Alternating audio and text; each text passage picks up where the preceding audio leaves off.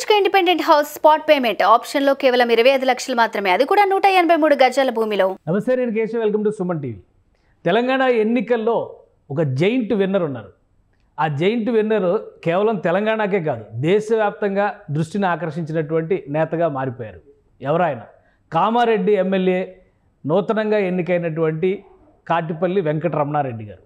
ఎందుకంటే ఒక సిట్టింగ్ సీఎంని, మరొక కాబోయే సీఎంని ఇద్దరిని ఓడించి ఒక రకంగా జగజ్జేత అనే పదం ఆయనకి సరిపోతుందేమో చూడాలి. ఎందుకంటే ఎన్నికల బరిలో నిలిచినటువంటి క్షణంలో గెలుపు అనేటువంటి లక్ష్యంతోనే అందరూ పనిచేస్తారు. కానీ ఇద్దరు స్టాల్వార్డ్ పర్సనాలిటీస్ ఉన్నటువంటి నేపథ్యంలో కామారెడ్డి నియోజకవర్గంలో ఆయన గెలుపు ఎలా సాధ్యమైంది? ఆయన గెలవడమే కాకుండా బీజేపీకి రాబోయేటువంటి రోజుల్లో తెలంగాణలో అధికారం సాధించడం కూడా సులువైన అంశమే అని చెప్పే విధంగా ఈ గెలుపు నిలిచింది అని పార్టీలోనే అంతర్గతంగా మాట్లాడుకుంటున్నారు. సో ఈ అంశాలపైన ఆయన్నే అడిగి తెలుసుకుందాం, ఈ గెలుపు ఎలా సాధ్యమైంది అనేటువంటి విషయాన్ని. మనతో ఉన్నారు కాటిపల్లి వెంకటరమణారెడ్డి గారు, బీజేపీ ఎమ్మెల్యే, కామారెడ్డి నియోజకవర్గం. నమస్కారం వెంకటరమణారెడ్డి గారు. నమస్కారం అన్న. వెంకటరమణారెడ్డి గారు, ఏంటి ఈ విజయం అనేది ఎలా పాసిబుల్ అయింది? ఎందుకంటే అందరి దృష్టి ఇక్కడ కాంగ్రెస్ గవర్నమెంట్ ఫామ్ చేస్తుంది, బీఆర్ఎస్ ప్రభుత్వం కోల్పోతుంది అనేటువంటి పరిస్థితి కంటే కూడా కామారెడ్డిలో విజయం అనేటువంటి అంశం పైన ఎక్కువ చర్చ జరుగుతుంది. ఫస్ట్ మీకు దానికి సంబంధించి శుభాకాంక్షలు, అభినందనలు, ఇంకా ఏమన్నా పెద్ద పదాలు ఉంటాయి, కంగ్రాచులేషన్స్ లాంటి పదాలు కూడా ఏవి సరిపోయేలాగా లేవు మీరు సాధించినటువంటి గెలుపు ముందర. ఏంటి మీ రియాక్షన్? ఏం లేదన్నా, ఇది ఇప్పుడు ఏదో ఒక రోజు అనుకున్నదో లేకుంటే లక్కీలీ తలిగిందో అది కాదన్న. 5 సంవత్సరాలుగా పనిచేస్తున్నాం. 2018లో పోటీ చేసిన తర్వాత, పోటీ చేసేప్పుడే 2018 ఎలక్షన్ కోసం అనుకోలేదు, ఇంట్రడక్షన్ ప్రోగ్రామ్ అనుకున్నాం. 2023కు గెలవాలనుకునే పరిస్థితిలో నడుస్తూ పోయింది. ప్లానింగ్ అట్లాగే చేసాం. ఫస్ట్ క్యాడర్ స్ట్రెంత్ చేసుకోవాలి, నెక్స్ట్ యాంటీ గవర్నమెంట్ ఎజిటేషన్స్ చేయాలి, నెక్స్ట్ ఓట్ పోలరైజేషన్ చేయాలనే దాని మీద పనిచేస్తూ వచ్చింది. ఒక వ్యక్తిని రాజకీయ అవినీతి నుంచి బయటకు వచ్చి మద్యము, డబ్బు లేని రాజకీయం చేయాలి అని అనుకున్నప్పుడు ప్రజల నమ్మకం చూరగొన్నారు. ప్రజల నమ్మకం చూరగొనాలంటే ప్రజల మధ్యన 24 గంటలు పనిచేస్తున్నారు. పని చేయాలంటే ప్రజల సమస్యలు ఏముంది, దేని మీద వారు ఇబ్బంది పడుతున్నారు, వాళ్ళకున్న ఇబ్బందికి గల కారణాలు ఏంటనే తెలుసుకోవాలి. దాని మీద మనం ప్రభుత్వ వ్యతిరేక చర్యలను ఖండిస్తూ మనము ప్రజలకు మద్దతుగా నిలబడ్డ రోజు ఖచ్చితంగా ప్రజలు మనల్ని గుర్తిస్తారు. అలా ఓవర్ టైము, ఓవర్ నైటో లేకుంటే ఓవర్ మంత్, ఒకటే నెలలను అది జరిగే పరిస్థితి లేదు. ఒక ఉద్యమం తర్వాత ఒకటి, ఒకదాని తర్వాత ఒకటి చేస్తూ ఉంటే సక్సెస్ రేట్ వస్తే అవుతుంది. ఉద్యమం అంటే నేను టీవీలలో కనపడడం, టీవీ ముందర నేనే ఉండడం, ఫోటోలల్లో నేనే ఉండడం కాదు. అక్కడ కార్యకర్తలను తీసుకుపోయి ఉద్యమాలు చేయడం కాదు, కానీ అక్కడ వెళ్ళి ప్రజా సమస్యలు ఏవైతున్నదో ఆ సమస్యకు బాధితులు ఎవరున్నారో ఆ బాధితులను ఫ్రంట్ లైన్లో పెట్టి నడపడం ఉద్యమం. అదే వడ్డీ లేని రుణాలు చూడండి, అంతా ఆడవాళ్ళే ఉంటారు, మా క్యాడర్ కానీ మేము కానీ కనపడం. కానీ అంటే ఒక విషయం, అంటే మీరు యాక్టివిటీ మొదలు పెట్టినప్పుడు బహుశా మీకు 5 ఏళ్ల ప్రణాళిక ఉండొచ్చు, ఇవన్నీ కూడా ఓకే, బాగుంది, ఒక యాక్షన్ ప్లాన్గా రాజకీయ నాయకుడిగా మిమ్మల్ని మీరు ప్రొజెక్ట్ చేసుకునేటువంటి క్రమంలో వేసినటువంటి అడుగులు. కానీ మీరు ఆ యాక్టివిటీ ప్రారంభించేటువంటి రోజున సీఎం కేసీఆర్ అక్కడి నుంచి బరిలోకి దిగుతారని ఊహించి ఉండే అవకాశాలు చాలా తక్కువ. అలాగే ఆయన పైన నేరుగా మళ్ళీ పీసీసీ చీఫ్గా ఉన్నటువంటి రేవంత్ రెడ్డి గారు బరిలో దిగుతారని ఊహించి ఉండరు. సో వీళ్ళ అభ్యర్థిత్వాలు ఖరారైన తర్వాత వచ్చిన మార్పు ఏంటి? మీరు ఎలా ఆకట్టుకోగలిగారు ఓటర్ని? అక్కడే అందరికీ ట్విస్ట్ అండి. అయితే యాక్చువల్గా ఏమైందంటే, కామారెడ్డిలో ప్రజా సంగ్రామ యాత్ర కన్నా ముందు ఆ సంగ్రామ యాత్రని సక్సెస్ చేయాలని చెప్పి మండల్ మీటింగ్లు పెట్టాం. క్యాడర్ స్ట్రెంత్ అప్పటి వరకు అయిపోయింది. కరోనా మధ్యలో బ్రేక్ కావడం, కరోనా లాక్డౌన్ రీఓపెన్ కావడం, ఆ తర్వాత క్యాడర్ స్ట్రెంత్ అయిపోవడం, ఆ కరోనా మధ్యలో కూడా జూమ్ మీటింగ్స్ కండక్ట్ చేస్తూ అందరినీ కూడా కోఆర్డినేట్ చేయడం, ఎక్కడ కూడా ఊపు తగ్గకుండా చేసాం. క్యాడర్కు ఫస్ట్ ఏం నేర్పినామంటే, మద్యము, మందు, పెట్రోల్కు డబ్బులు ఏవి ఉండవు. మీరు లీడర్ కావాలి, మీ గ్రామంలో మీరు సర్పంచ్ కావాలి, మీ గ్రామంలో మీరు ఎంపీటీసీ కావాలి, జడ్పీటీసీ కావాలి, సొసైటీ చైర్మన్, పాలకేంద్రము, సొసైటీ డైరెక్టరు, పాలకేంద్రం డైరెక్టరు, ఇట్లా ఏ ఉంటే అవి మీరు ప్రజల పక్షాన నిలబడితే ఆ పదవులు వస్తాయి. కానీ నేను డబ్బులు ఇస్తాను, నేను పార్టీలు ఇస్తాను, నేను పెట్రోల్ పంపిస్తాను అనుకొని పని చేసినప్పుడు పెయిడ్ వర్కర్ లాగా అవుతారు. అదే మీ కొరకు చేసుకుంటే ఓన్ ఒక ఎయిమ్ ఉంటుంది, గోల్ ఉంటుంది, మీరు పని చేసుకోగలుగుతారు, రేపు పొద్దున మీరు లీడర్గా ఎదుగుతారు. ఇది రాజకీయ ప్లాట్ఫామ్, ఎవరెక్కడ ఉండేది తెలియదు. ఖచ్చితంగా అవకాశం ఉంటుండొచ్చు. నేను ఎక్కడుండేది తెలియదు. రేపు పొద్దున మీ జాగాలో ఉండొచ్చు. మీరు సడన్‌గా నా జాగాలకు కూడా రావచ్చు. మీరు ఇట్లా పని చేయాలని ఎడ్యుకేట్ చేస్తూ వచ్చాం. అంతా ఫ్రెష్ పీపుల్, ఫ్రెష్ అంతా యంగ్‌స్టర్స్. వాళ్ళకి చెప్పాను. పొల్యూట్ అయ్యి కల్పిట్ అయినటువంటి ఆల్రెడీ పొలిటీషియన్స్ ఎగ్జిస్టెడ్ ఉన్నారు. వాళ్ళని ఎవరిని చేంజ్ చేసుకోలేదు. వాళ్ళకి అలా చెప్తూ వచ్చినాం. సరే కొత్తలో విచిత్రంగా అనిపించింది వాళ్ళకి కూడా. ఇదేందిరా భయ్, ఏమో పార్టీ మీటింగ్ అంటే మంచిగా పిలుస్తారు, దావత్ ఇస్తారు. ఈయనేంది పెట్రోల్ కూడా లేదంటాడని అనుకున్నారు. కానీ మెల్లిగా 2 ఇయర్స్‌లో ఇండివిజువాలిటీకి ఉన్న రెస్పెక్ట్ ఏంటి అనేది అర్థమైంది వాళ్ళకి. సో ఆ రెస్పెక్ట్ ఈ ఈ డబ్బును ఎప్పుడు కూడా డబ్బు పనిచేయదు. ఆ రెస్పెక్ట్ మీద, ఇండివిజువాలిటీ మీద, క్యారెక్టర్ మీద, బాడీ లాంగ్వేజ్ మీద ఇవన్నీ ఒక్క ఇది మోటివేషన్ క్లాసెస్ లాగా చెప్పేవాడిని. బీయింగ్ ఏ టీచర్ అనుకోవచ్చు. ఇంకా దాంట్లో రాజకీయ నాయకుల్లాగా ఉండేవాడిని కాదు. వాళ్ళతో కూడా క్లోజ్గా ఉండేవాడిని, డౌన్ టు ఎర్త్ ఉండేవాడిని. అందరికీ చెప్పాను. ఒక జిల్లా పరిషత్ చైర్మన్ చేసిన వ్యక్తి ఇలా ఉంటున్నాడంటే సంథింగ్ ఏదో ఉందనే ఆలోచన తెచ్చి వాళ్ళని అలా చేసాం. అది అయిన తర్వాత క్యాడర్ స్ట్రెంత్ అయిపోయిన తర్వాత ఒక ప్రోగ్రామ్ చేసాం ప్రజా సంగ్రామ యాత్రకి ముందు. సంజయ్ గారు వస్తున్నారు, ఈ సంగ్రామ యాత్రలో మన బలమేందో నిరూపించుకోవాలి. రాజకీయంగా మనం ఏ స్థాయిలో ఉన్నాం, ప్రజలు డబ్బులు లేకుండా ట్రాన్స్పోర్ట్ పెడితే సంజయ్ గారి సభకు వస్తారా, ఆ సభకు రాకపోతే మనం ఏం చేద్దాం, ఎట్లా చేద్దాం, మోటివేషన్ ఏంటి అనే దాని మీద ఒక మీటింగ్ పెట్టిన రోజు అనుకోకుండానో ఫార్చునేట్ అన్ఫార్చునేట్ ఒక సంఘటన జరిగిపోయింది. తదాస్తు దేవతలు ఉన్నారేమో, ఆ మీటింగ్ అన్నం వీడియో కూడా ఉంది నా దగ్గర. ఇట్లాగ 1000 మంది 1500 మంది ఒక మండల్ మీటింగ్ అవుతుంది. ఆ మండల్ మీటింగ్లో క్యాడర్ స్ట్రెంత్ ప్రోగ్రామ్ చేస్తూ మాట్లాడినాం. అన్నా మనం పోటీ చేస్తున్నాం అంటే, నేను మామూలుగా అందరినీ అన్నానే పిలుస్తాం. చిన్నోళ్ళు పెద్దోళ్ళు క్యాడర్ను ఎవరినైనా కానివ్వండి, ముఖ్యమంత్రి కానీ మన మోడీ గారు వచ్చినా అన్నానే మాట్లాడు. అది నా భాష. అయితే వాళ్ళతో మాట్లాడినప్పుడు అటాచ్మెంట్, అది అన్న అనేది ఓన్ అయిపోతాం. అయితే వాళ్ళు కూడా మాట్లాడినప్పుడు అన్నాం, మనకు ప్రత్యర్థులు బీఆర్ఎస్ నుంచి ఉన్నటువంటి గంపగోవర్ధన్, అప్పుడు టీఆర్ఎస్ ఉండే, బీఆర్ఎస్ కాలేదు, టీఆర్ఎస్ నుంచి ఉన్నటువంటి గంపగోవర్ధన్ గారు కాదు, మనకు కేసీఆర్ గారు వచ్చి ఇక్కడ పోటీ చేస్తారనుకొని ఆలోచించాను.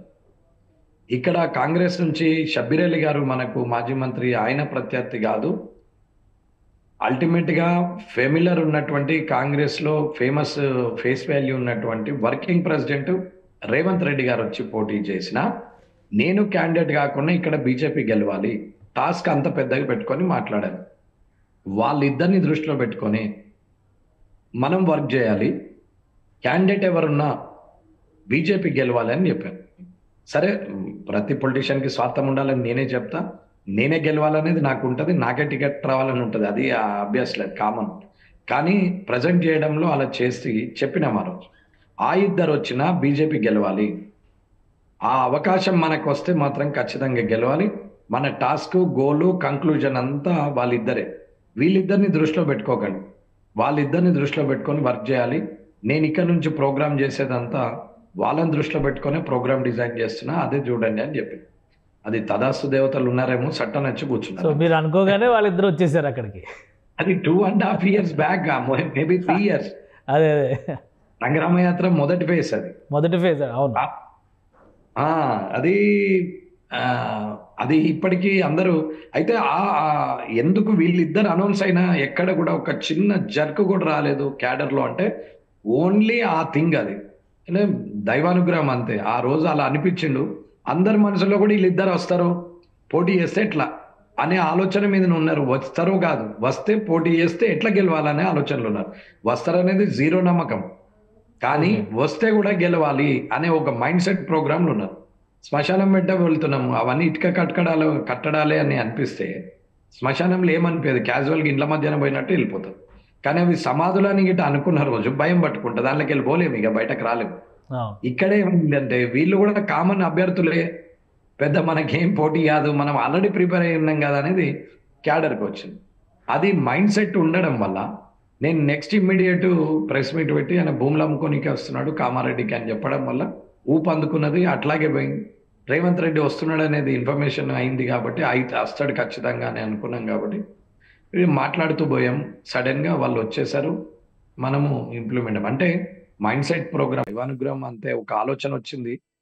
అయితే నేను ఎప్పుడైనా సరే ఒక గోల్ పెట్టుకుంటే మనకున్న వెయిట్, అంటే మనకున్న ఏంటి స్ట్రెంగ్త్ కి, మనకున్న బలానికి అవతల వ్యక్తి 100 అంతలు బలంగా ఉన్నాడని ఊహించుకొని పనిచేస్తాను నేను.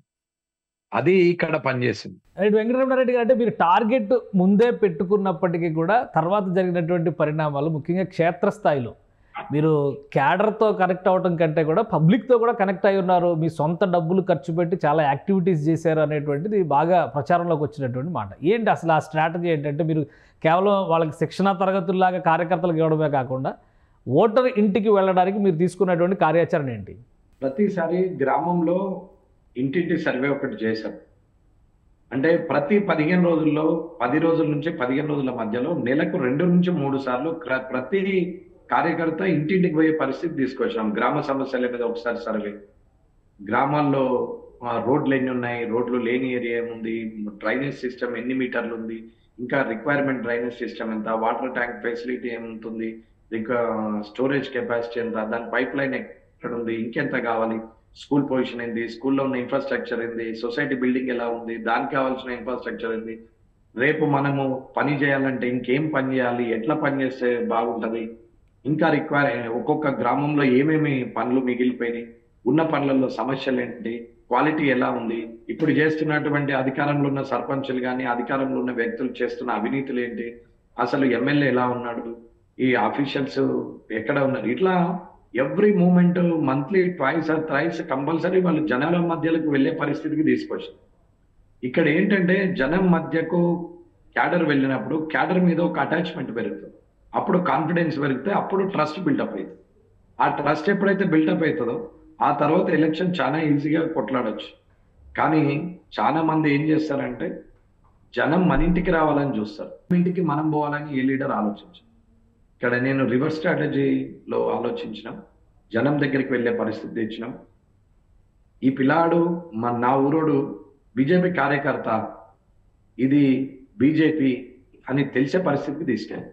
అట్లా అందరు కూడా ఇళ్ళకి వెళ్ళి మాట్లాడి సర్వే రాసుకోవడం, ఇంటి వాళ్ళను నా దగ్గర ప్రతి ఒక్కరి ఫోన్ నెంబర్ను కలెక్ట్ చేసుకున్నాం, ప్రతి ఒక్కరి సమస్యను రాసుకున్నాం, విలేజ్ ఇన్ఫ్రాస్ట్రక్చర్లో ఉన్న డ్యామేజెస్ ఏంటి, రేపు చేయాల్సిన బిల్డప్ ఏంటి, రేపు పొద్దున రిక్వైర్మెంట్స్ ఏంటి, ఇట్లా ఒక స్ట్రాటజీ తయారు చేస్తూ పోయి పేపర్ వర్క్ చేసాం. జస్ట్ లైక్ పిహెచ్డి అనుకోవచ్చు. సో మీరు వ్యక్తిగతంగా కూడా సొంత డబ్బు ఖర్చు పెట్టి నియోజకవర్గ అభివృద్ధికి కొన్ని ప్రణాళికలు దాదాపు 150 కోట్లు ఖర్చు పెట్టడానికి ప్రభుత్వ కోట నుంచి, అంటే ఎమ్మెల్యే కోట నుంచి వచ్చినా రాపోయినా నేను ఒక సొంత మేనిఫెస్టోని ఇస్తాను అని ప్రకటన చేశారు. అది కూడా ప్రభావం చూపించింది ఎన్నికల్లో అంటున్నారు. దానికి సంబంధించినటువంటి వివరాలు ఏంటి? అలాంటి ప్రణాళిక ఏదన్నా ప్రకటించారా మీరు? 150 కోట్లతోని, అంటే ఇది 20 years నుంచి, అంటే నేను పొలిటికల్ ఎంటర్ అయిన నుంచి నాకు ఒక విజన్. ఎన్టీ రామారావు గారు 2 రూపాయల కిలో బియ్యం ఎప్పుడైతే ఇంట్రడక్షన్ చేశారో ఆ 13 ఏళ్ళు 14 ఏళ్ళ వయసు నాకు. అప్పుడు జనం కూడా 3 పూటలు అన్నం తినే పరిస్థితి లేకుండా అప్పుడు ఈయన 2 రూపాయల కిలో బియ్యం ఎప్పుడైతే ఫెయిర్ బ్రెడ్ షాప్ ద్వారా బయటకు పంపడం మొదలు పెట్టాడో అప్పుడు లేని వాళ్ళందరూ 3 పూటలు అన్నం తినే పరిస్థితికి వచ్చింది. అక్కడ ఇంప్రెస్ అయ్యింది పొలిటికల్. మా నాన్నగారు 25 years సమితి ప్రెసిడెంట్, ఆయన నాకు ఇన్స్పిరేషన్ ఫ్రమ్ ద బిగినింగ్. అంటే నిజాయితీ అంటే ఎట్లుంటుంది, రికగ్నేషన్ ఎట్లుంటుంది, నేమ్కున్న వాల్యూ ఏంటి, పర్సనాలిటీకి ఉన్న వాల్యూ ఏంటి, అసలు క్యారెక్టర్ అంటే ఏంటి అనేది ఆయన నుంచి నేర్చుకున్నాను. దెన్ అగైన్ ఎన్టీ రామారావు గారిని చూసిన తర్వాత ఒక ఆలోచన ఉండేది. తర్వాత రాజకీయంలోకి వచ్చిన తర్వాత 99లో నాకు ఒక ఆలోచన ఏంటంటే ఏమన్నా కానీ బిలో పావర్టీ లైన్కి ఉన్నది 3 సమస్యలు. ఒకటి హాస్పిటాలిటీ, 2 ఎడ్యుకేషన్, 3వది అగ్రికల్చరిస్ట్కు డోర్ సర్వీస్. ఇవి ఉండాలా. అంటే డోర్ సర్వీస్ అనేది ఇప్పుడు వాడుతున్న పదం, కానీ అప్పుడు నేను అనుకునేది ఏంటంటే రైతు చేన్లకు వెళ్ళి రైతుకు సర్వీస్ ఇవ్వాలి, రైతు చేన్లో నుండి పంట కొనుక్కొని పోవాలి. రైతు జస్ట్ ప్రొడక్ట్ చేస్తాడంతే, మార్కెటింగ్, పర్చేసింగ్, సేలింగ్ అంతా కూడా గవర్నమెంటే తీసుకోవాలా బాధ్యత. ఓన్లీ ప్రొడక్షన్ మాత్రము రైతు చేస్తాడు. రైతుకు మిగతా బాధ్యతలు ఏం పెట్టద్దు, రైతును కింగ్ లాగా ఉంచాలా, అప్పుడే రైతు సేఫ్ జోన్లోకి వస్తాడు అనేది నా ఆలోచన. రెండోది, రైతు గురించి ఆలోచించినప్పుడు ఒక 2 ఎకరాలు మీది నాది పక్క పక్కన ఉంది అనుకుందాం. ఒక ఎకరం మీది, 1 ఎకరం నాది ఉంది, ఒకటే ఊర్లో మనం ఉన్నాం. నేను ట్యాక్స్ పేయర్, మీరు అగ్రికల్చరిస్ట్. నేను నా ఎకరాన్ని ల్యాండ్ కన్వర్షన్ చేసినాం, 4 కన్వర్షన్ చేసి 20 లక్షలు ఉన్న ఎకరంకు గజాలలో మార్చేసరికి అది 60 లక్షలు అయింది. దాన్ని కొలాటరల్ కింద బ్యాంకులో పెడితే నాకు 60 lakhs లోన్ ఇస్తున్నారు. కానీ అదే మీరు అగ్రికల్చరిస్ట్ కాబట్టి మీరు నల్ల కన్వర్షన్ చేయలేరు కాబట్టి మీది అట్లనే ఉంటే 1 లక్ష క్రాప్ లోన్ ఇస్తుంది. అవును. ఇది అన్యాయం. నేననేది ఏంటంటే యాక్చువల్ ట్యాక్స్ పేరే అగ్రికల్చరిస్ట్ ఏదైతే ప్రొడక్షన్ చేస్తున్నాడో ఆ ప్రొడక్షన్ బంద్ చేసిండు అనుకోండి, అవి మిషన్ మేడ్ కాదు కదా. అవును. ఏ వస్తువైనా మిషన్ మేడ్ కాదు. అన్ని తయారు చేయగలుగుతున్నాం ఇవాళ. మనిషి జ్ఞానం కొద్దీ అన్ని కనుక్కున్నాడో అన్ని తయారు చేయగలుగుతున్నాం. కానీ మనం రైతు ప్రొడక్షన్ ఏదైతే చేస్తున్నాడో అది మిషన్ మేడ్ కాదు. ఆయన చేసిన ప్రొడక్షన్ మీద టర్న్ ఓవర్ ఏదైతే అవుతుందో ఆ టర్న్ ఓవర్ బిజినెస్ చేసిన వాళ్ళు ట్యాక్స్ పేయర్లుగా అవుతున్నారు. So father of tax payers ఆయన. రైతు అనేవాడు తండ్రి లాంటివాడు ఈ ట్యాక్స్ పేయర్లకు. కానీ అటువంటి రైతునే గుర్తించని పరిస్థితికి వచ్చింది. ఆ రైతుకున్న సమస్య అదొకటైతే, రెండోది హెల్త్, మూడోది ఎడ్యుకేషన్. పిల్లలకి చదివేయాలన్నా 1,46,000. ఈ 3 ఫ్రీగా ఇవ్వాలి, ఈ 3 వాళ్ళకు ఫెసిలిటీ ఇవ్వాలి. ఎట్టి పరిస్థితుల్లో చదువుకొని మధ్యలో చదవబ్బని వారికి ఉచిత శిక్షణ కేంద్రాలు ఇవ్వాలని చెప్పి ఒక లెక్క వేసుకొని ఒక 150 కోట్లు ఇన్ఫ్రాస్ట్రక్చర్కి ఎంత అవుతుంది, కన్స్ట్రక్షన్కి ఎంత అవుతుంది, ఎక్విప్మెంట్కి ఎంత అవుతుంది, ల్యాండ్ పర్చేసింగ్కి ఎంత అవుతుంది, ఇవన్నీ లెక్కలేసి ఎక్కడ ఎంత కావాలి, రైతు కాలాలు ఎంత కావాలని అవన్నీ చూసి మనము రెడీ చేసి ఒక 150 కోట్లతో ఒక స్కీమ్, ఒక మేనిఫెస్టో లాగా, అంటే గెలిచినా గెలవకుండా నేను చేస్తానని చెప్పడం జరిగింది. ఒక 1 లక్ష కాపీస్ ఇళ్ళకి పంపించి. అంటే అది ఈ ఎన్నికల కోసం చేసిన ప్రణాళిక కాదా? ఇంతకు ముందరే కాదు. అప్పటికి ఇంకా నోటిఫికేషన్ రాలేదు, దాని గురించి ఆలోచన చేయలేదు. ఇంకా అప్పటికే కేసీఆర్ ఫైనల్ కాలేదు, రేవంత్ రెడ్డి గారు ఆలోచనే లేదు. అప్పుడు నేను అనుకున్నది గెలిచినా గెలవకున్నా గుడులు, సంఘాలు, ఈ ఉచిత విద్యం, వైద్యం, రైతు కళాలు, ఉచిత శిక్షణ కేంద్రం, రైతు సేవా కేంద్రం ఇవే అవుతాయి గెలవకున్నా. గెలిస్తే చేసేది అవినీతి రహిత నియోజకవర్గం ఉంటుంది, రైతులకు నేను డోర్ సర్వీస్ ఇస్తాను అని చెప్పడం జరిగింది. అలాగే ఊర్లలో ఉన్నటువంటి సమస్యలు ఏవైతే ఉంటుందో ఆ సమస్యలు ఊర్లలోకే అధికారులు వస్తారు తప్ప అధికారుల దగ్గరికి ప్రజలు రావాల్సిన అవసరం లేదు. ఇది నేను ప్రూవ్ చేసి చూపెడతా అని చెప్పి ప్రజలు నమ్మిరు. 66,000 మంది ఓటేసారు. 1,24,000 మంది నమ్మలేదు. బట్ ఆ 1,24,000 మందికి ఈ 5 సంవత్సరాలుగా నమ్మే వాళ్ళకి కూడా నా మీద నమ్మకం వచ్చినట్టు నేను తయారు చేస్తాను. నెక్స్ట్ టైం మళ్ళీ రేవంత్ రెడ్డి గారు, కేసీఆర్ వచ్చినా ఇక్కడ నేనే 2 లక్షల ఓట్లతో గెలుస్తాను. కానీ అంటే ఒకటి, ఇప్పుడు మీరు చెప్పినట్టుగా అవినీతి రహిత అనేటువంటి మాటలు వినడానికి బాగున్నాయి, దశాబ్దాలుగా అందరూ చెప్తూనే ఉన్నారు. కానీ ఎన్నికల్లో ఖర్చు లేకుండా గెలిచినటువంటి నాయకులు లేరు. మీరు కూడా ఖర్చు పెట్టే ఉంటారు ఖచ్చితంగా. కాబట్టి ఒక ఇన్వెస్ట్మెంట్ జరిగినప్పుడు దాని మీద రిటర్న్స్ ఎక్స్పెక్ట్ చేయడం అనేది వెరీ కామన్ అనేటువంటి అభిప్రాయం ఉంది. అది మీరు ఏమన్నా బ్రేక్ చేస్తారా? దానికి సంబంధించిన క్లారిటీ ఏమైనా ఇవ్వగలరా? లేదన్న, లేదు. అవినీతి రహితమే ఉంటది. డబ్బు పంచలేదు, మద్యము పంపలేదు, కనీసం మా కార్యకర్తకు ఒక 100 రూపాయలు పెట్రోల్ పోపియలేదు. ఇది ఫ్యాక్ట్. మీరు ఎవరిని అడిగినా చెప్తారు. నేను కాదు, మీరు మీ వాళ్ళని పంపి ఎంక్వైరీ చేసుకున్నా, ఏ సర్వేలు చెప్పినా ₹1 పంచలేరంట. అంత పెద్ద బహిరంగ సభకు కూడా డబ్బులు ఇవ్వలేదు నేను. మోడీ గారు వాలంటరీ ప్రోగ్రామ్ అది. 1,10,000 మంది వచ్చారు. అందులో అన్ని కాన్స్టిట్యున్సీలకు వెళ్తే 5,000 ఇంకొక అంటే పార్లమెంట్ ఏరియాని ఇచ్చారు. కానీ 5,000 మంది వచ్చారు. 1 లక్ష వరకు మన వాళ్ళే వచ్చారు. ప్రతి విలేజ్ నుంచి వచ్చారు. ట్రాన్స్పోర్ట్ ఫెసిలిటీ ఒకటి మనం ఏర్పాటు చేసినాం, అదొక్కటే ఖర్చు. ఇకపోతే మీరు గుళ్ళు అంటారు, సంఘాలు అంటారు. గుళ్ళు అంటే ఊరు బాగుండాలంటే గుడి బాగుండాలి, గుడి బాగుండాలంటే ఎంతో కొంత మనం ధూపదీప నైవేద్యం చేయాలనుకుని ఇన్కంప్లీషన్, పురాతనమైన అసలే గుళ్ళు లేని ఏరియాలు అవన్నీ గుళ్ళు కట్టేసి. సో అది దైవానికి సంబంధించిన పని. హిందుత్వం అంటే బొట్టు పెట్టుకోవడం కానీ కాదు. మనం కూడా హిందూ ధర్మం చేయాలంటే గుళ్ళు ఉండాలని నమ్మినటువంటి వ్యక్తి చేస్తారు. ఇక సంఘం బలంగా ఉంటే సంఘ సభ్యులు పేదవాళ్లకు వీళ్ళు మద్దతుగా ఉంటారు అనే ఉద్దేశం మీద ఫంక్షన్ హాల్స్ అవి ఇవి కట్టించారు. ఇవి ఏవి కూడా మీరు 140 సభలు ఉన్నాయి, నా ఫేస్బుక్ చూడొచ్చు. అందులో నేను ఈ వీటికి రాజకీయానికి సంబంధం లేదు. నేను మనిషిగా వెంకటరమణారెడ్డిగా ఒక వ్యక్తిగా చేసిన ఇది చేయడానికి ఒక కారణం ఉంది. నేను మీ ఊరికి వచ్చి 10 లక్షలు, 20 లక్షలు, 50 లక్షలు, ₹1,00,00,000 ఖర్చు పెట్టినప్పుడు మీ ఊర్లో చదువుకున్నటువంటి వ్యాపారస్తులు కానీ, వ్యాపారం చేస్తున్న వ్యాపారస్తులు, చదువుకున్న వాళ్ళు, సాఫ్ట్వేర్ ఇంజనీర్లు, విదేశాల్లో సెటిల్ అయిన వాళ్ళు, ఉద్యోగాలు చేస్తున్నారు.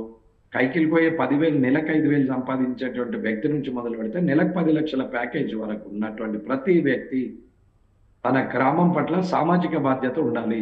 నేను చదువుకున్న స్కూల్కి నేను కనీసం సంవత్సరంలో 12 నెలల సంపాదనలో 11 నెలలు నా ఇంటికి, 1 నెల నా ఊరికి, ఆ ఊర్లో స్కూల్కి పెడతావా, నువ్వు పుట్టిన కులంకి పెడతావా, నువ్వు పెరిగిన ఊరికి పెడతావా అనేది మీ ఇష్టం. కానీ చెయ్యాలి, ఆ బాధ్యత ఉండాలి. దసరాకు భార్య పిల్లల్ని వేసుకొని వచ్చి ఇంట్లో కూర్చోండి తినడం, ఇంత బావమరుదులు మందు తాగడం, తెల్లవారి ప్రొద్దున లేచి మళ్ళీ వెళ్ళిపోవడం, ఇది కాదు. ఊరికి రావాలి, బాధ్యత తీసుకోవాలి. ఎప్పుడైతే సామాజిక బాధ్యత తీసుకుంటామో కుటుంబ బాధ్యతలో కూడా ఎక్కడ పొరపాటు జరగదు. తల్లిదండ్రులను చూడడం కానీ, పర్సువేషన్ కానీ, ఊరి పట్ల నెలకు ఒకసారి రావడం జరుగుతుంది. కాబట్టి ఒక నెల జీతం పెట్టమని చెప్పాను. అట్లా ప్రతి ఊర్లో 100 మంది ఉన్నారు. మీరు కావచ్చు, నేను కావచ్చు, ఇందులో మనం కూడా దానికి తీసిపోము. మీరు మీ ఊర్లో చదువుకున్నవారు, నేను నా ఊర్లో చదువుకున్నాను.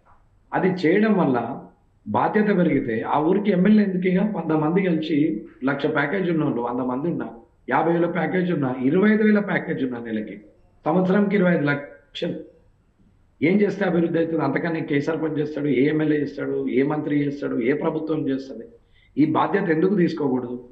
10,000 జీతం ఉన్న రోజు 12 నెలలే వాడుతున్నాం. 20,000 జీతం ఉన్నా 12 నెలలకే లెక్కేస్తున్నాం. 1,00,000 జీతం ఉన్నా 12 నెలలకే లెక్కేస్తున్నాం. తృప్తి ఎక్కడ ఉంటుంది మరి? సాటిస్ఫాక్షన్ ఎక్కడ ఉంటుంది? ఏమున్నది? 10,000 జీతం ఉంది, సంవత్సరంకు 12,20,000, 11 నెలల జీతం మనది అనుకుంటే ఎంత అవుతుంది? 9 నెలలు, 9,000 కదా, 1,000 ఫరక్ అవుతుంది కదా. ఆ 1,000 వదులుకోవడానికి ఇబ్బంది ఏం లేదు. మైండ్ సెట్ ప్రోగ్రామ్ అది చెయ్యాలి. కానీ స్కూటర్ వెనక కారు, కారు వెనక కారు, కారు వెనక ఇల్లు, ఇల్లు వెనక ఇల్లు, ఇల్లు మీద ఇల్లు, ఎంతసేపు. సో అంటే ఈ గుడిలకు నిర్మాణం అనేది బీజేపీ నుంచి వచ్చిన ఎజెండా కాదంటారా మీరు? అసలు ఏంటి రాజకీయంగా మీ బ్యాక్గ్రౌండ్ ఏంటి? మీ ఫ్యామిలీ నుంచి పొలిటీషియన్స్ ఉన్నారు? కాంగ్రెస్ ఫ్యామిలీ అండి. మా నాన్నగారు సమితి ప్రెసిడెంట్, 25 సంవత్సరాలు యునానిమస్ గా ఏకగ్రీవంగా సమితి ప్రెసిడెంట్. ఆ సమితి ప్రెసిడెంట్ 78 వరకు చేశాడు. అంటే నేను 70లో పుట్టాను, ఆయన 78 వరకు సమితి ప్రెసిడెంట్, 25 years. ఆ తర్వాత ఆయన రాజకీయంకు ఎమ్మెల్యేగా పోటీ చేశారు. 68లో ఒకసారి, 78లో ఒకసారి, 84లో ఒకసారి. ఆయన గెలవలేకపోయాడు. కానీ సమితి ప్రెసిడెంట్ గా మాత్రం ఆయన 25 ఏళ్ళు ఏకగ్రీవంగా ఉన్నాడు. 2 ఎమ్మెల్యేలు ఈక్వలెంట్ సమితి అప్పుడు. అటువంటి సమితిలో ఉన్నటువంటి నాన్ కరప్షన్ వ్యక్తి. ఒక టైంలో వ్యాపారంలో నేను పోయిన ప్రతి దగ్గర ఒక టేబుల్ మీద ఐఆర్ అఫీషియల్ దగ్గరికి వెళ్తే, ఎక్కడ అంటే మీరు ఎక్కడ నుండి ప్రాపర్ అంటే, కామారెడ్డి అంటే రాజరెడ్డి గారు తెలుసా? అవును తెలుసండి, మా నాన్నగారు. అరే మీ నాన్నగారు కూర్చోండి అని చేరేసేవాళ్ళు. అంటే ఆ స్టేజ్ అది. అటువంటి క్యారెక్టర్కు సన్నైనందుకు గొప్పగా ఉంది అనుకొని నేను కూడా చేయాలనుకో. ఇక్కడ నేను బర్త్ కాంగ్రెస్ ఫ్యామిలీ. నేను 2011 వరకు కాంగ్రెస్ లోనే ఉన్నాను. ఓకే. అంటే రాజశేఖర రెడ్డి గారు ఉన్న రోజులు కాంగ్రెస్ లో ఉన్నాను. రాజశేఖర రెడ్డి గారు శిష్యుడిగానే జిల్లా పరిషత్ చైర్మన్ అయ్యాను. రాజశేఖర రెడ్డి గారిని ఇవాళకి కూడా అభిమానిస్తాను. ఫస్ట్ ఇన్స్పిరేషన్ మా నాన్నగారు, సెకండ్ ఎన్టీ రామారావు గారు, థర్డ్ రాజశేఖర రెడ్డి గారు, ఫోర్త్ మోడీ గారు, మధ్యలో వాజ్పేయి గారు, వారి ఆలోచన విధానం, మన్మోహన్ సింగ్ గారి సంస్కరణలు, ఇవన్నీ రాజీవ్ గాంధీ గారి విజన్ 2020, ఒక్కొక్క దగ్గర ఒక్కొక్క మంచి ఐడియాలజీని ఆప్ట్ చేసుకున్నాము. దాన్ని ఓన్ చేసుకోవాలనే ఆలోచన చేసుకున్నాం. ప్రతి మంచిని వెతికినాం, చెడుని చూసినాం, చెడుని వదులుతూ మంచిని చూస్తూ వచ్చాం. కాంగ్రెస్ ఫ్యామిలీ కానీ నేను జైనింది 2018లో బీజేపీలో ఉన్నోడే కట్టాలని ఏమి లేదు. గుళ్ళు అంటే ధూపదీప నైవేద్యం నడదు. అంటే గుడి అంటే ఒక సెంటిమెంట్ ఏంటంటే, మీకైనా నాకైనా కష్టం వచ్చింది, హ్యాపీగా ఉన్నప్పుడు భగవంతుడు జ్ఞాపకం రాకపోవచ్చు, లేదా ఒక మెట్టు ఎదగాలన్నప్పుడు జ్ఞాపకం వస్తుండొచ్చు, లేదా ఒక మెట్టు దిగిన రోజు జ్ఞాపకం వస్తుంది. ఎవరికి కష్టం వచ్చినా ఫస్ట్ జ్ఞాపకం చేసుకునేది దేవుడు. ఎవరికి ఎంత బాధ అయినా, భర్త భార్యకు చెప్పకపోవచ్చు, భార్య భర్తకు చెప్పకపోవచ్చు, తల్లిదండ్రులు కొడుకు చెప్పకపోవచ్చు, కొడుకు తల్లిదండ్రులు చెప్పకపోవచ్చు, కానీ చెప్పేది మాత్రం భగవంతుడికే. ముక్కు నేలకి రాసేది భగవంతుని గుళ్ళని, ముడుపు కట్టేది కూడా భగవంతుడికే.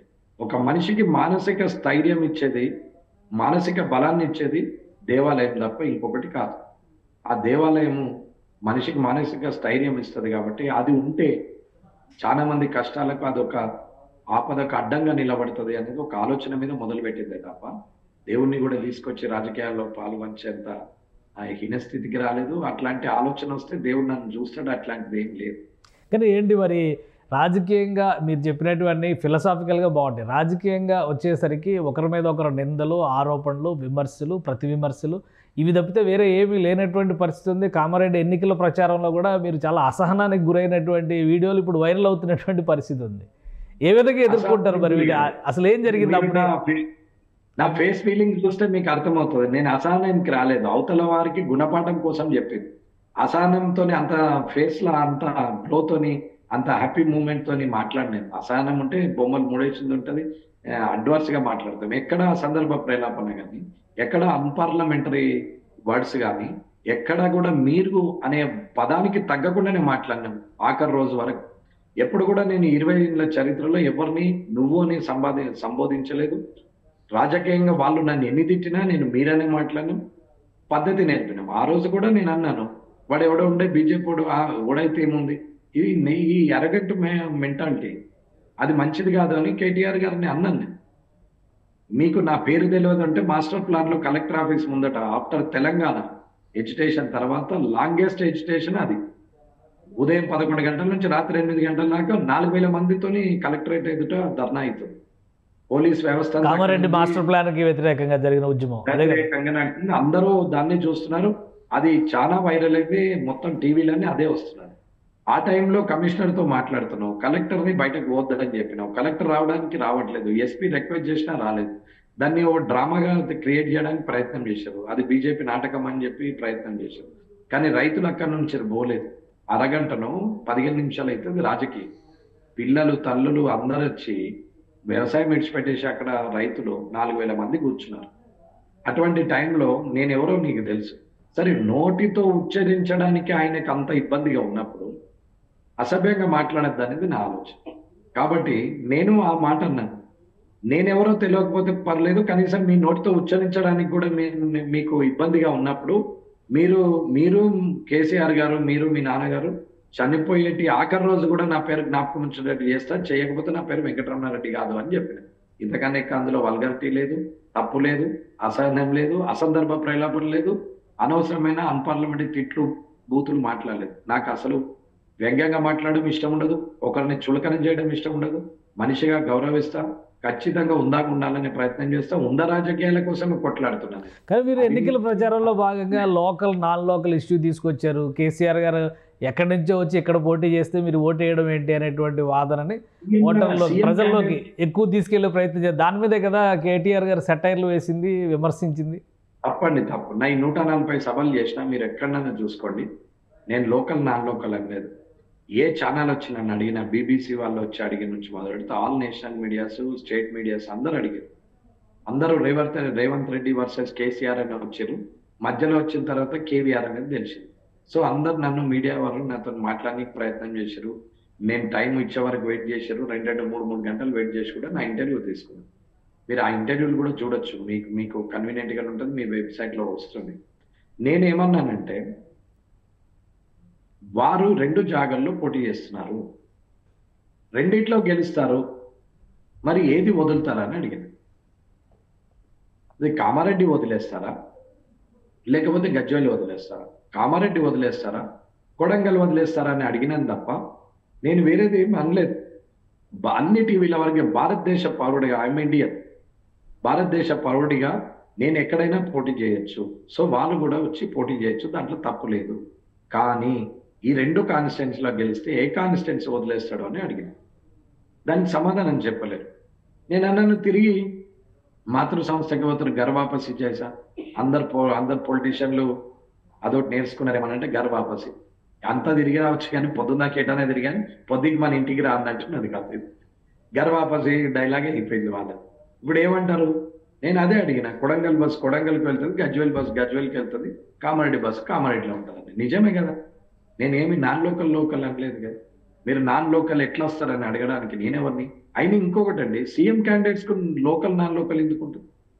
CM entire CM they are legendaries, they are star wards. నేను 100% యాక్సెప్ట్ చేస్తాను. ఇప్పుడు మాట్లాడతాను, నేను ఒప్పుకుంటాను, కాదని అంటలేదు. అంటే ఈ వాదనను ప్రజలు యాక్సెప్ట్ చేశారు అనుకోవాలా? మీరు నాన్ లోకల్ అనకపోయినా కానీ ఈ బస్ రూట్ గురించి చెప్పారు కదా, ఆ బస్ రూట్ని బట్టి మీరు కామారెడ్డి డిపో అని ప్రజలు డిసైడ్ అయ్యారు కదా. నేను కామారెడ్డి బస్సునే, నేను కామారెడ్డిలోనే ఉంటా అంటే అయిపోతుంది కదండి. నేను గజ్వేల్ బస్సుని కాదు, నేను కొడంగల్ బస్సుని కాదు, నేను కామారెడ్డి బస్సునే, నేను కామారెడ్డిలోనే ఉంటా అంటే అయిపోయింది. వాళ్ళు అనేది ఉండి అనలేదు.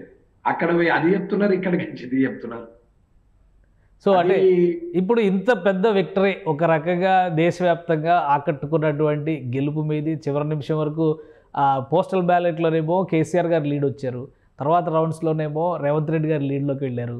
లేదండి, పోస్టల్ బ్యాలెట్లో 200 చిల్లర కేసీఆర్ గారికి వచ్చినాయి, 300 చిల్లర ఆయనకి వచ్చింది, 1200 చిల్లర నాకు వచ్చింది. పోస్టల్ బ్యాలెట్ కూడా మీకే వచ్చింది లీడ్ అంటే? పోస్టల్ బ్యాలెట్ ఆల్మోస్ట్ 70% బీజేపీకి వేశారు, నాకే వేశారు. ఓకే.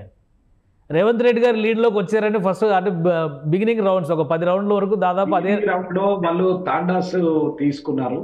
తాండాస్ ఉన్నాయన్ని ట్రైబల్ ఏరియా, పోడు భూములకు పట్టాలు ఇస్తామని చెప్పారు. వాస్తవంగా పాపం వాళ్ళకి కేసీఆర్ గారు ఇచ్చిన పట్టా భూమి ఏదైతే ఉందో ఆ పట్టా పని చేయట్లేదు, ఫారెస్ట్ వాళ్ళు రానివ్వట్లేదు, దాని మీద రిస్ట్రిక్షన్స్ ఆర్డర్స్ ఏమీ పోలేదు. సో వాళ్ళు కేసీఆర్ గారి మీద నమ్మకం మోసం చేసిన ఒక ఫీలింగ్ వచ్చింది. రెండోది, బీజేపీ గవర్నమెంట్ వస్తుందా రాదా, మరి పోడు భూములు ఇప్పిస్తావా అని అంటే మనం చెప్పే పని, నేను అబద్ధం ఆడే పరిస్థితిలో లేదు కాబట్టి మా పార్టీ మేనిఫెస్టోలో లేనప్పుడు నేను చెప్పలేను అని చెప్పాను. పోనీ ఒంటిగా ఇవన్నీ చేస్తాను, అది నా ఆస్త చేస్తాను, అది చేయగలుగుతా. కానీ పోడు భూములకు పట్టాలు ఇవ్వాలంటే ప్రభుత్వం రావాలా. దాంతో వీళ్ళ మేనిఫెస్టోలో పోడు భూములు ఇచ్చేస్తాం, మేము పట్టాలు ఇస్తామని. సో అల్టిమేట్గా తప్పేం లేదు, పాపం అమాయకులు, అడవి బిడ్డలు, వాళ్ళకు కావలసిన భూమి, ఈ local, non local, Ramana Reddy, Kodangal bus, Gajwel bus, ఇవన్నీ ఏం అవసరం లేదు వాళ్ళకి. మాకు భూములు వస్తాయి సరిపోయింది, కాంగ్రెస్కి వేస్తామని వన్ సైడ్ వేశారు. అందులో నాకు 100-120 ఓట్లకి ఎక్కడ రాలేదు, మొత్తం వన్ సైడ్ పడ్డది. ఆయన ఆటోమేటిక్గా 3000 లీడ్కి వచ్చేసారు. సో కేసీఆర్ గారిని 3వ స్థానంలోకి నెట్టేశారు మీ ఇద్దరు కలిసి. లేదు, కేసీఆర్ గారు సెకండ్ ఉన్నారు. నా మీద, కేసీఆర్ గారి మీద నేను 6740. అదే ఫైనల్ రిజల్ట్ అది. బట్ బిగినింగ్ రౌండ్స్ లో కేసీఆర్ గారు 3వ స్థానం అని, రేవంత్ రెడ్డి గారు మొదటి స్థానం, మీరు సెకండ్. కేసీఆర్ కు రేవంత్ రెడ్డి గారు, కేసీఆర్ గారు మాటలకు తక్కువేముందండి. దాని గురించి మనం మాట్లాడితే మనం సంచులన్నీ రెడీ పెట్టుకోవాలి. వాళ్ళ మాటలు నింపుకుంటే మనం ఇన్ఫినిటివ్, అంటే మన జీవితకాలం అంతా వాళ్ళ మాటలను నింపుకుంటేనే కూర్చోవాలి. అన్ని మాటలు ఉంటాయి వాళ్ళ దగ్గర. వాళ్ళు మాట్లాడే మాట గురించి అవసరం లేదు. నేను ఫ్రమ్ ద బిగినింగ్ నుంచి కేసీఆర్ గారే ఉంటారని చెప్పి, నన్ను ఎవరు అడిగినా కేసీఆర్ గారు ఉంటారు. కారణం బీయింగ్ ఏ సీఎం నేను గెలవడమే అనేది ఒక ఛాలెంజింగ్. దాంట్లో కేసీఆర్ థర్డ్ ఉండడం అనేది హైలీ ఇంపాసిబుల్ అనేది నేను లోకల్ వాదనలు కూడా చెప్పాను. 6741 మధ్యలోకి వచ్చినాకే కేసీఆర్ గారు నంబర్ 1 అయింది కదా. అవును, 12వ రౌండ్కి వచ్చేసరికి, 13వ రౌండ్కి వచ్చేసరికి కేసీఆర్ గారు బిగినింగ్ అయిపోయి 14కి వచ్చేసరికి కేసీఆర్ గారు అయింది కదా. 15వ రౌండ్ లో నేను లీడ్కి వచ్చి, మళ్ళీ 15 నుంచి మీరు రేవంత్ రెడ్డి గారు నెక్స్ట్. ఫస్ట్ రేవంత్ రెడ్డి గారు 11 రౌండ్ల వరకు ఆయన ఉన్నాడు లీడ్ లో. సెకండ్ 12th, 13th, 14th ఆయన లీడ్ లోకి వచ్చాడు. ఎవరు? కేసీఆర్ గారు. నేను థర్డ్ లోకి వెళ్ళిపోయాను. నేను సడన్ గా మళ్ళీ 15th రౌండ్ నుంచి నేను ఫస్ట్ కి వచ్చేసాను. 16, 17, 18, 19 ఆటోమేటిక్ గా 6741 వచ్చింది. నాకు రేవంత్ రెడ్డి గారికి 12,000 చిల్లరు. సో మీకు ఎలా అనిపించింది ఆ ట్రెండ్? ఎందుకంటే చాలా మంది టీవీలు చూసిన వాళ్ళందరూ, మీరు లోకల్గా అక్కడ కౌంటింగ్ స్టేషన్స్ దగ్గర ఉండేటువంటి అవకాశం ఉంటుంది కాబట్టి ఆ టైంలో మీకు ఎలా అనిపించింది? గెలుస్తామనే ధీమా అప్పటికి కౌంటింగ్ స్టేషన్లకు వెళ్ళలేదండి. నేను నా ఇంటి దగ్గర లోన్లీగా కూర్చున్నాను. ఎప్పటికప్పుడు కౌంటింగ్ ఎట్లా అవుతుందో ఆ షీట్ పెట్టినా కొద్దీ కౌంట్ చేసుకుంటూ రాసుకుంటూ కూర్చున్నాను. సో ఎక్కడ బూత్ లో పోయింది, ఎక్కడ బూత్ లో వచ్చింది, అసలు నేను చేసిన పని ఎక్కడెక్కడ ఉంది, ఎందుకు ప్లస్ కాలేదు, రీజన్ చూసుకుంటూ వచ్చాం. నాకు కాన్ఫిడెన్స్ ఉండే నేను గెలుస్తాను. నేను డే 1 నుంచి కూడా రాజకీయ సన్యాసం అన్నది నేనేదో అందరూ మాట్లాడినట్టు మాట్లాడలేదు. అది ఆ వర్షన్ కూడా నేను చాలా టీవీలలో చెప్పిన. ఎప్పుడో నేను రాజకీయ సన్యాసం చేస్తామని 99లో రాజశేఖర రెడ్డి గారు అన్నారు. మొన్న 2014లో 18లో ఉత్తమ్ కుమార్ రెడ్డి గారు గడ్డ మీద అని అన్నాడు. అట్లా నేను అంటున్నాను అనుకోకండి, నిజంగానే నేను విడ్రా అవుతా. బట్ నేను విడ్రా అయ్యే ఛాన్స్ లేదు, నేను గెలుస్తా అని చెప్పింది. అయితే ఇక్కడ జరిగిన చిన్న తేడా ఏంటి అని అంటే, మెజారిటీ 20 నుంచి 30,000 వస్తుంది అనుకున్నాం ఇద్దరి మీద. అని అక్కడ జరిగిన మిస్టేక్ ఏంటి అని అంటే, వీళ్ళు చేసినటువంటి మందు డబ్బు కన్నా థ్రెటన్ ఎక్కువ పనిచేసింది. నేను ముఖ్యమంత్రి అవుతా, మీరు కోఆపరేట్ చేయకపోతే రేపు మీకు సమస్య వస్తుంది, మేము ముఖ్యమంత్రి అవుతాం లేకపోతే మీకు సమస్య వస్తాయంటే ఉద్యోగస్తులు తప్ప వ్యాపారస్తులు అందరూ భయపడ్డారు. సో వ్యాపారస్తులు కామారెడ్డి టౌన్ మీరు కౌంట్ చూస్తా ఉంటే అర్థమైపోతుంది మనకు లీడ్ ఎక్కడ ఉంది. మంచిగా సమానంగా వేసారు అందరికి, ముగ్గురికి ఏం పెద్దగా తేడా లేదు. 2-3 వేలు నాకు ఎక్స్ట్రా వచ్చినాయి. సో గెలుపు కన్ఫర్మ్ అయిన తర్వాత బీజేపీలో కానీ మీ బీజేపీ అధిష్టానం నుంచి కానీ రియాక్షన్ ఎలా వచ్చింది? ఇప్పుడు ఒక డిస్కషన్ జరుగుతుంది, కామారెడ్డిలో ఇద్దరు సీఎంలు అనుకున్న వ్యక్తులను ఓడించగలిగినప్పుడు తెలంగాణ రాష్ట్రంలో అధికారంలోకి ఎందుకు రాలేము అనేటువంటి చర్చకి మీరు ఆస్కారం కల్పించారు అంటున్నారు. ఎలా ఉంది వాళ్ళ రియాక్షన్? ఎలా ఉంది? ఈ వెర్షన్ మీరు ఏ విధంగా రిసీవ్ చేసుకుంటారు? ఖచ్చితంగా ఈసారి రావాలి, కానీ రాలేదు. నేను ఈ వీడియోని మీరు మీరు మళ్ళీ నాకు మాట్లాడొచ్చు, ఇది రికార్డెడ్ అనుకోండి, నేను అథెంటిక్ గానే చెప్తాను. రాబోయే ఈ 6 నెలల లోపల, అంటే ఎంపీ ఎలక్షన్స్ ఫిబ్రవరిలో వస్తాయా లేకుంటే జూన్లోనే అవుతాయా అనేది, June 6th వరకు అయితే గవర్నమెంట్ ఫామ్ కావాలి, సెంట్రల్ గవర్నమెంట్. అవును. ఏప్రిల్లో, మేలో ఎలక్షన్స్ అవుతాయి అనుకోండి. మేలో అవుతాయా, ఇంకా ముందుకు వస్తారా లేక అక్కడే ఉంటారు తెలియదు, కానీ 10 సీట్లు జ్ఞాపకం ఉంచుకోండి. ఎంపీ సీట్లు 10 వస్తాయి అవుట్ ఆఫ్ 70.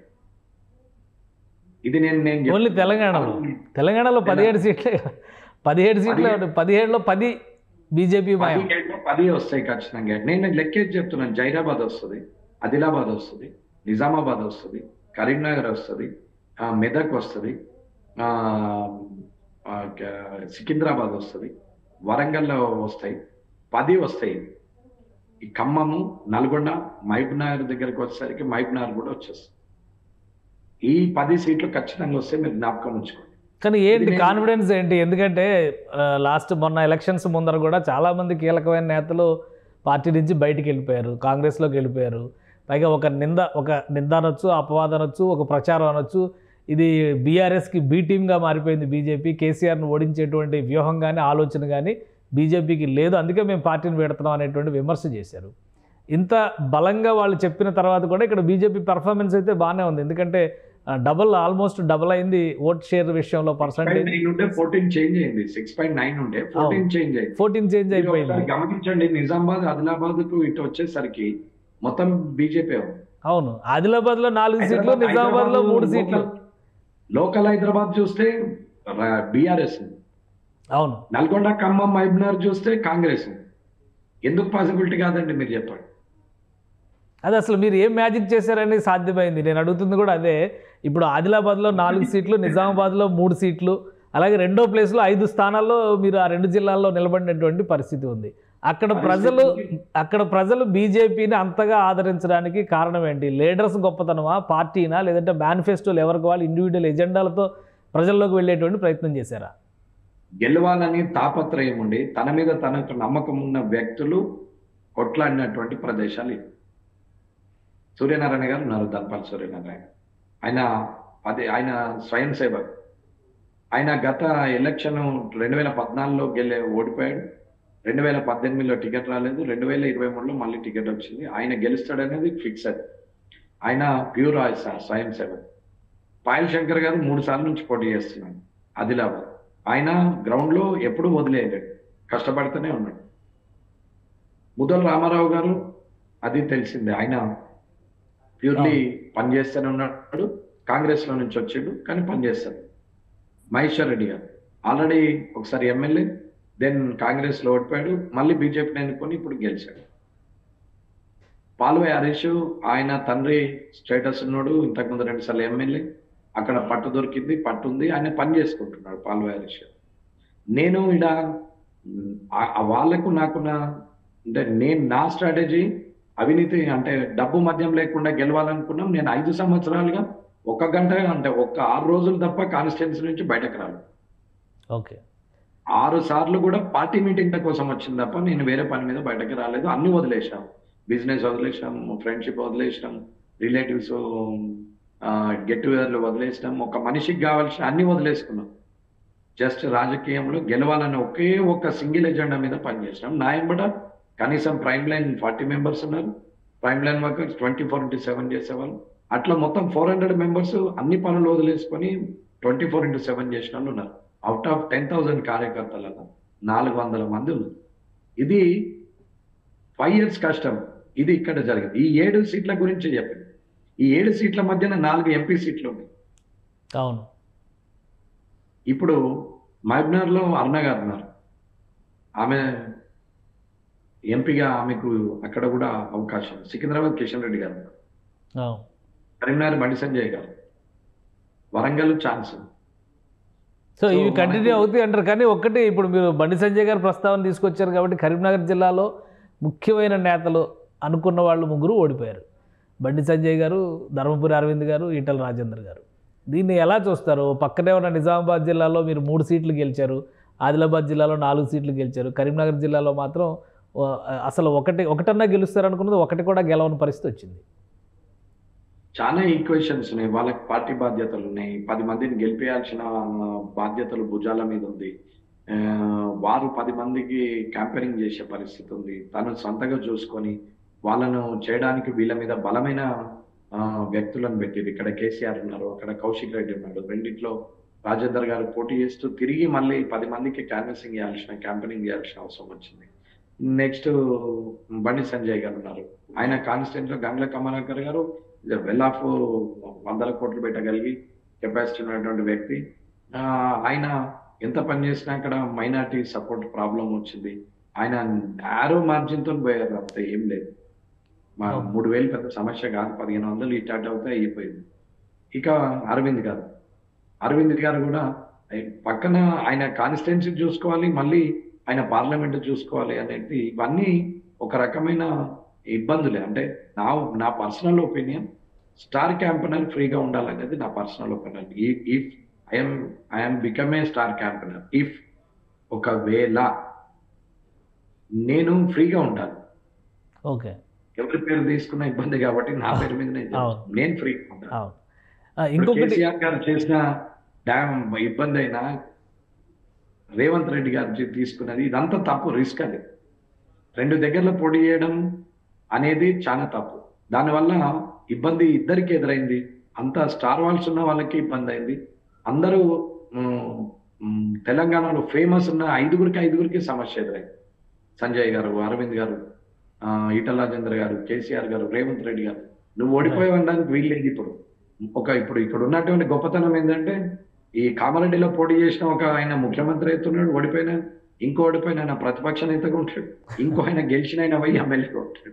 ఈ కామారెడ్డి నుంచి ఉన్న 3 అభ్యర్థులకు అసెంబ్లీలో అవకాశం ఉంది. కానీ అదే ఇప్పుడు అది కూడా చాలా వైరల్ అవుతుంది. 3 అభ్యర్థులు ఒకరినొకరు ఫేస్ చేసుకోవడం అనేది ఒక అరుదైన రికార్డు. అది ఓన్లీ వెంకటరమణారెడ్డి గారికి దక్కిందే అంటున్నారు. మీరేమంటారు దానికి? నిజమే, అదృష్టం అంటున్నాను. ఇవాళ ఈ పరిస్థితి కారణము రేవంత్ రెడ్డి గారు, కేసీఆర్ గారు కారణం. వాళ్ళకి ధన్యవాదాలు నేను కూడా చెప్తున్నాను. రాజకీయం వేరు, వాస్తవాలు వేరు. మీరు గెలవడానికి 100 ప్రయత్నాలు చేయొచ్చు, కానీ నేను ఎథిక్స్ తో చేశాను, వాళ్ళు పవర్ తోని డబ్బుతో చేశారు. వాళ్ళకు నాకున్న తేడా జమీన్ ఆస్మాన్ ఫరక్ ఉన్నట్టే లెక్క. కానీ మీరు కూడా వ్యాపారాల పరంగా కానీ డబ్బు పరంగా కానీ ఎంతో కొంత ఇప్పుడు ఇన్వెస్ట్మెంట్ లేకుండా రాజకీయం జరగడం లేదనేటువంటి అభిప్రాయం అందరికీ ఉన్నప్పుడు, డబ్బు లేకుండా మీరు రాజకీయం చేశారంటే అట్లీస్ట్ మీరు నిర్వహించినటువంటి కార్యాచరణ అమలు కోసమైనా కానీ నిధుల అవసరం అనేది ఉంటుంది. అసలు మీ ఫైనాన్షియల్ బ్యాక్గ్రౌండ్ ఏంటి? వ్యాపారాలా లేదా వ్యవసాయమా ఏంటి, ఏముంది? మా నాన్నగారు సంపాదించిన ప్రాపర్టీలు ఉన్నాయి, నేను కొన్ని మా 4 fathers రిజిస్టర్డ్ ప్రాపర్టీ ఉంది. మొత్తం తీసేస్తే 150-160 కోట్లకు అది వెళ్ళిపోతుంది. వరస్ట్ కండిషన్ పొజిషన్ చెప్తున్నాం. అమ్ముకుంటుండు అని తెలిసినప్పుడు రేట్ డౌన్ అవుతుంది. ఆ రేట్ డౌన్దే చెప్తున్నాం.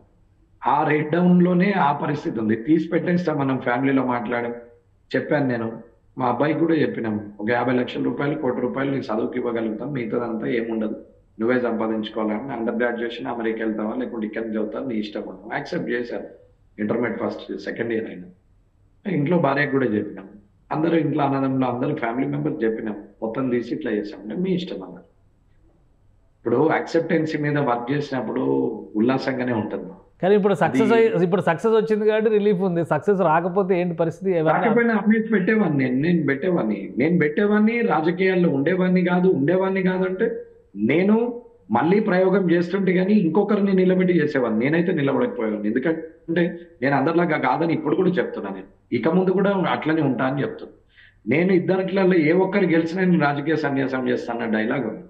నేను సన్యాసమే తీసుకుంటుంటే, కానీ పోటీ సన్యాసమే. నేను రాజకీయంగా ఉంటుంటే, కానీ నేను ఎక్కడ పోటీగా ఉండకపోతుంటే, నేను అనుకున్నటువంటి ఏదైతే నా రాజకీయ మార్పు కోరినో ఆ రాజకీయ మార్పు కోసం నేను ప్రయత్నం చేస్తుంటే, అవినీతి రహిత నియోజకవర్గంగా చేసే వరకు నిద్ర పడకపోతుంటే, డబ్బు మద్యం లేకుండా గెలిపించాలనుకుంటుంటే నేను నా మనిషిని ఎవరినో ఒకరు నిలబెట్టి గెలిపించేవారు. నేను మాత్రం విడ్రా అవుతుంది. ఇది నా మనసులో మాట, బయట చెప్పింది కాదు.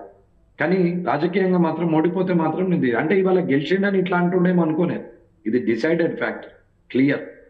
అంటే ఇంకోటి అంటే మీకు హైదరాబాద్, బెంగళూరు ఇట్లా వ్యాపారాలు కూడా ఉన్నాయి అని చెప్పని అంటున్నారు. అట్లాంటి వ్యాపారాలు అంతా కామారెడ్డి బేసేనా? కామారెడ్డి బేస్ ఒకటే. హైదరాబాద్ లో నాకు 2 సైట్లు ఉన్నాయి. అవి కలిపి తీసేస్తాం, పెట్టేస్తాం అనుకున్నాం. కామారెడ్డిలోనే మేజర్ ప్రాపర్టీస్ ఉన్నాయి, అన్ని తీసేసి పెడతాం అనుకో. ఇప్పుడు ముఖ్యమంత్రి అయిండు రేవంత్ రెడ్డి గారు, అంటున్నాయి టీవీలను. మొన్నటిదాకా ఆడుందండి కాంగ్రెస్ అని మాట్లాడి. అవును. అంతకుముందు కేసీఆర్ గారిని ఆహో అన్నాడు. ఇప్పుడు ఏంటండి కేసీఆర్ గారు అంటే పోస్ట్ మార్టం చేస్తారు. అహంకారంతో పోయిండు, లేకుంటే మాటలతో పోయిండు, నెగ్లిజెన్స్ అన్న సమయాన్ని బట్టి మస్తు మాట్లాడతారు చాయ్ తాగుకుంటే. ఇప్పుడు ఏమైంది మీ టీవీలకు పిలిస్తే విశ్లేషకులు 3 సార్లు స్వీట్ తిని 2 సార్లు పలుకులు తిని ఒకసారి చాయ్ తాగి మస్తు మాట్లాడిపోతాం. నేను కూడా మాట్లాడతాను. ఖర్చా బాగా మనకేమైందండి, ఇన్ని నోటి మాటలే కదా పోయేది. మస్తు మాట్లాడతాం. అంటే పేపర్లో న్యూస్ పేపర్స్లో వచ్చిన స్టోరీస్ కూడా మీకు బెంగళూరులో హైదరాబాద్లో బాగా వ్యాపార సంస్థలు ఉన్నాయి, లేదంటే బిల్డింగ్లు ఉన్నాయి, కమర్షియల్ కాంప్లెక్స్లు ఉన్నాయి, వాటి నుంచి ఆదాయం వస్తుంది కాబట్టి రాజకీయాల్లో ఇన్వెస్ట్ చేస్తున్నారు ఇదంతా అన్నట్టుగా ప్రచారం జరుగుతుంది. అందుకే అడుగుతున్నా. లేదు లేదు లేదు అన్న, ఎవరైనా అంబానీని తీసుకున్నా సరే ఆస్తులు ఎన్ని ఉంటాయో అన్ని అంత పూర్తి బ్యాంక్ లోన్లు ఉంటాయి. ఇది ఒకటి జ్ఞాపకం ఉంచుకోవాలి అందరూ. ఎవరైనా సరే ఇప్పుడు మీరున్నారు, ఎంతో కొంత ఇన్వెస్ట్మెంట్ కి లోన్ తీసుకోవాల్సింది, సమస్య లేదు. కనిపించిందంతా మనదే అనుకుంటే తప్పు. కారు కొంటాం, కారు మీద లోను, అవును, కారు కొంటే 90% లోన్ ఇస్తారు, 10% మనది. పార్సీ మన మీదనే ఉంటది, కానీ హైపోతికేషన్ ఎవరి పేరు మీద ఉంటది? సో బ్యాంకుది కారు, మనది కాదు కారు. అది అడి కొనుక్కోండి, బెంజ్ కొనుక్కోండి, 2 కోట్లది రోల్స్ రాయిస్ కొనుక్కోండి. ఏది కొన్నా 10% మనది. ఆ 10%మే మనది, కానీ 90% మనది. దాన్ని చూసుకొని లెక్కలు పెట్టుకోవాలి. కానీ బ్యాంక్ పైసలు కూడా నాదే, మొత్తం 2 కోట్లు పెట్టుకున్నానండి మొన్న రోల్స్ రాయిస్ అంటే ఏమన్నట్టు? మరి మిగతా 180 లక్షలు ఎవరి బ్యాంక్ ఇవి కదా. సో మీ 10% కోసం మీరు ఉంటారు, మిగతాదంతా ప్రజల కోసం పెడతారు. అంతే, కంపల్సరీ. రైట్. ఇంకొకటి, రాబోయే రోజుల్లో ఏ విధంగా మారబోతుంది వెంకటరమణారెడ్డి గారి రోల్? ఎందుకంటే బీజేపీకి సంబంధించి ఒక మేజర్ టాస్క్ ఆల్రెడీ మీరు చెప్పారు. ఎలక్షన్స్, లోక్సభ ఎలక్షన్స్కి ప్రిపేర్ అవ్వాల్సిన పరిస్థితి ఉంది. బీజేపీని బలోపేతం చేయాలన్నా కానీ, మీరు చెప్పిన టార్గెట్ రీచ్ అవ్వాలన్నా కానీ, మీ పొజిషన్, మీ రోల్ ఏ విధంగా ఉండబోతుంది? పార్టీ ఆదేశాన్ని బట్టి పనిచేస్తామండి. ఒక వర్త్ ఉన్నది, ఇతని దగ్గర పని చేయగలుగుతాడని ఏ బాధ్యత అప్పచెప్పినా చేస్తాం. పార్టీ నాకు ఏదైనా బాధ్యత అప్పచెప్తే నా కాన్స్టిట్యున్సీ వదిలి నేను వెళ్ళనన్నా అని చెప్తుంటే, సంజయ్ గారు ఉన్నప్పుడైనా, కిషన్ రెడ్డి గారు వచ్చినాకైనా, ఎవరు నాకు మురళీధర్ రావు గారైనా, డాక్టర్ లక్ష్మణ్ గారైనా నన్ను ఎక్కడైనా దీనికి ఇన్ఛార్జ్ ఉండు అని అడిగితే కూడా నేను వెళ్ళనన్నా, ప్లీజ్ నన్ను పంపద్దు, నేను కాన్స్టిట్యున్సీలో గెలవాలని నా గోల్ అది, నేను ఎటు బయటకు రాను నేను అసలు అని చెప్పి ఎన్నోసార్లు రిజెక్ట్ చేసి, ఇప్పుడు ఒక అవకాశము పార్టీ ఇస్తే, నేను చేసిన సిస్టమ్ నచ్చితే నేను కష్టపడడానికి సిద్ధంగా ఉన్నాం. వర్త్ ఉన్నది, హానెస్ట్గా ఉన్నాడు, సిన్సియర్గా ఉన్నాడు, డౌట్ తినాల్సిన అవసరం ఒక చిన్న క్షణం కూడా లేదు ఈ వ్యక్తి. బీజేపీలోనే ఉంటారు. ఎందుకంటే మీరు ఇందాక అన్నారు 4-5 ఏళ్ళు అయింది బీజేపీలోకి వచ్చి, లాంగ్ స్టాండింగ్ కాంగ్రెస్తోనే ఉంది relation, Congress man, Congress family అన్నారు కదా. ఈ ఘర్ వాపసీ లాంటి స్కీమ్స్ ఇప్పుడు గవర్నమెంట్లో ఫామ్ అవగానే జరిగిపోతున్నాయి. ఏ పార్టీకి ఆ పార్టీ, ఈ పార్టీలో ఆ పార్టీలోకి. అలాంటి ఆలోచనలు ఏమైనా ఉంటాయా మళ్ళీ? ఏమీ లేవు. నా తెరువు ఎవరు రారు, నా గురించి అందరికి తెలుసు. ఆ ఆలోచన లేదు, అవసరం లేదు. ముందర తీసుకొచ్చి సీఎం పోస్ట్ పెట్టి అనామతిలో కూర్చొని మేము ఎక్కించకపోతామంటే కూడా నాకు అవసరం లేదు. సో అంతకన్నా పోస్ట్ అయితే లేదు. మీరు అసెంబ్లీలో అడుగు పెట్టే రోజు కోసం అందరూ ఎదురు చూస్తున్నారు, ఒకటి. రెండోది, అధిష్టానం పెద్దలు మీ గెలుపుని ఏ విధంగా రిసీవ్ చేసుకున్నారు, దానికి సంబంధించినటువంటి విశేషాలు ఏమైనా ఉంటే చెప్పండి. ఇప్పుడు కిషన్ రెడ్డి గారు డైరెక్ట్ గెలిచినారని అడిగారు, గెలిచినామని తెలుసుకోగానే వస్తున్నా అన్నారు. ఆయన వచ్చారు, అది చాలా సంతోషం. ఒక రాష్ట్ర అధ్యక్షుడు, ఒక central minister, senior most person, కింది స్థాయి నుంచి పై స్థాయి దాకా సెంట్రల్ మినిస్టర్ దాకా వెళ్ళినటువంటి వ్యక్తి, చాలా సిన్సియర్గా ఉంటారు. ఆయన వచ్చి ఇక్కడ నా గెలుపుని షేర్ చేసుకోవడం అనేది నాకు చాలా ఆనందమైన విషయం. రెండోది, పార్టీ దీన్ని స్టేట్ లెవెల్ కాకుండా సెంట్రల్లో ఉన్నటువంటి బీజేపీకి సంబంధించిన సెంట్రల్ మినిస్టర్స్, బీజేపీకి సంబంధించిన అన్ని రాష్ట్రాల ముఖ్యమంత్రులు, ఆఖరి నడ్డా గారు, మోదీ గారు అందరూ ట్వీట్ చేశారు, it's enough for my life, at a time, at a glance. ఒక్క బాలుకు 6 రన్లు కాదు, ఒక బాలుకు 12 రన్లు కొట్టినంత సంతోషం ఉంది. ఒకటే సింగిల్ బాల్ 12 రన్లతో గెలుస్తామంటే ఆ ఒక్క బాల్ను కొడితే 12 వచ్చింది.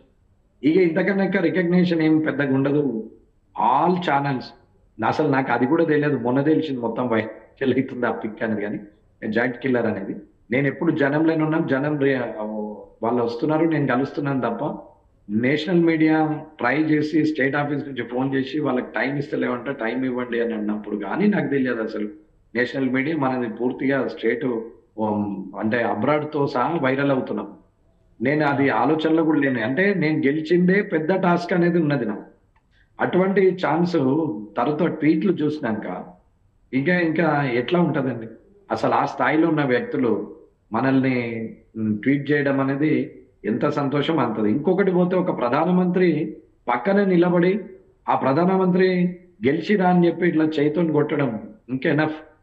ఆ రోజు ఇంకా డిసైడ్ అయినాం ఎట్టి పరిస్థితులలో అసలు ఓడేదే లేదని. అట్లా అంటే అసలు ఏ క్షణం కూడా వదలొద్దు అనుకో. అట్లా ప్రతి దాంట్లో కూడా ఆ దైవానుగ్రహం ఉంది, కార్యకర్తల కష్టం ఉంది, ప్రజల సమ్మతి ఉన్నది. నన్ను నమ్మిండ్రు, ఇవాళ ఈ స్థాయికి వచ్చినాం. రైట్ పార్టీకి పొద్దున ఏ పని అప్ప చెప్పినా 100% 10 సీట్లు ఖచ్చితంగా వస్తాయి అంటున్నాం. 2028లో గవర్నమెంట్ ఖచ్చితంగా వస్తుంది. ఇది 5 ఏళ్ల ప్రణాళిక, మీరు చూసుకోండి.